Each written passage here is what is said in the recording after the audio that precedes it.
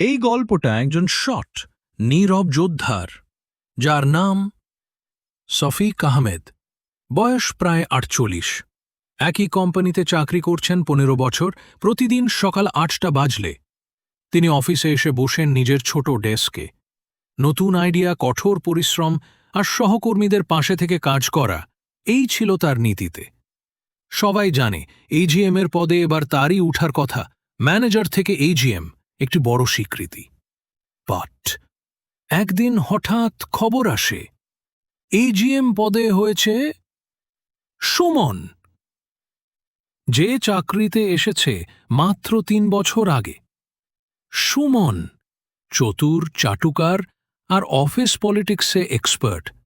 বসদের সঙ্গে কফির আড্ডা, পিছনে পিছনে খবর পৌঁছানো, এই তার প্রতিদিনের রুটিন। শফিক কিছু বলেননি, শুধু মুচকি হেসে কাজে মন দিলেন, কারণ তিনি জানেন সময়ই সব সত্যি বলে দেয়। কয়েক মাস পর একটি ইমেইল ফাঁস হয়ে যায়। সেখানে দেখা যায় সুমন ইচ্ছা করে ভুল রিপোর্ট দিত সহকর্মীদের বিরুদ্ধে।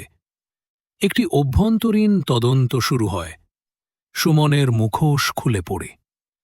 একদিন বস এসে শফিক সাহেবকে বলেন, শফিক ভাই, আমরা ভুল করেছিলাম, এই অফিসে আপনার মতো মানুষই দরকার।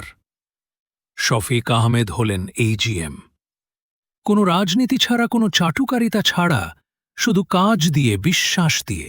তিনি বললেন, আমি কখনো চেয়ার চাইনি, আমি চাইছিলাম সম্মান। আজ সেটা পেয়েছি। কর্পোরেট দুনিয়া সহজ নয়, তবে আপনি যদি নিজেকে হারিয়ে না ফেলেন, আপনি একদিন জিতবেন।